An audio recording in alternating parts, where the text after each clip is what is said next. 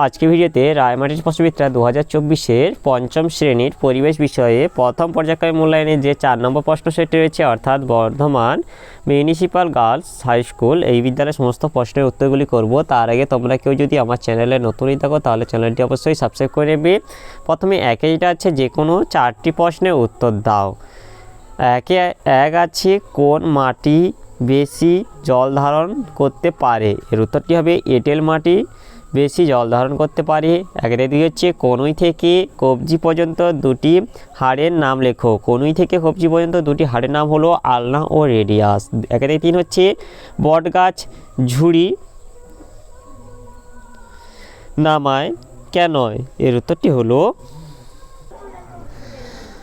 বটগাছের কাণ্ড থেকে চারপাশে অনেক মোটা ডাল বেরোয়। মোটা ডালগুলি যাতে নিজেদের ভারী ভেঙে না যায় তাই ডাল থেকে নিচের দিকে ঝুড়ি নামে। এরপরে একের চার হচ্ছে, মানুষের কোন জায়গায় পেশি কোনো কাজ করে না? এর উত্তরটি হবে চোখ হবে। একের দাগে 5 হচ্ছে, কোন প্রাণীর লোম কাঁটার মতো শক্ত ও ছুঁচালো হয়? এটা হচ্ছে সজারু লোম কাঁটার মতো শক্ত ও ছুঁচালো হয়। দুই দিকে হচ্ছে, শূন্যস্থান পূরণ করো যে কোনো 4টি। দুই দিকে একে এটা আছে, ড্যাশ এর লেজ কেটে গেলে আবার গজায়। এটা হবে টিকটিকির লেজ কেটে গেলে আবার গজায়।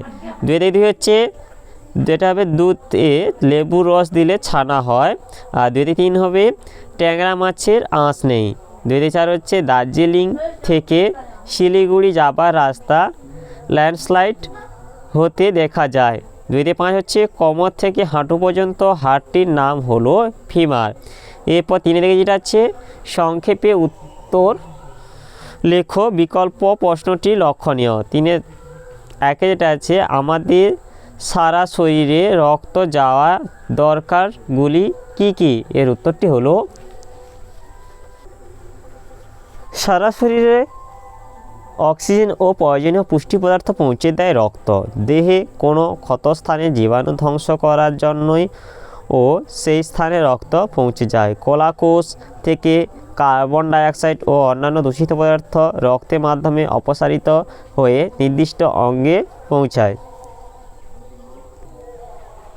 এরপরে অথবা এটা আছে, পূর্ব কলকাতার জলাভূমি কী করে মাছ চাষে উপযুক্ত হলো? লেখো। এর উত্তরটি হলো,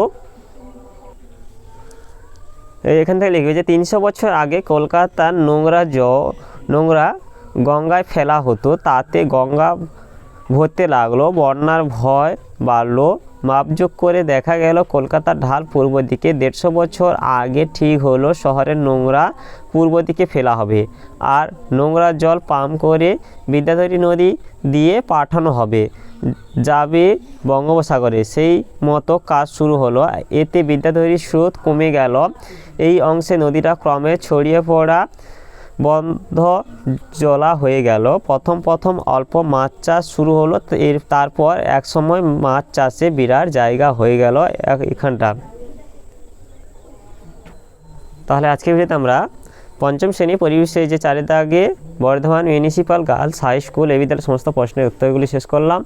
আর তোমরা কেউ যদি আমার চ্যানেলটা এখনও সাবস্ক্রাইব করে রাখোনি তাহলে চ্যানেলটা অবশ্যই সাবস্ক্রাইব করে নেবে। ভিডিওটি ভালো লাগলে ভিডিওটিকে লাইক, কমেন্ট ও শেয়ার করতে ভুলবে না।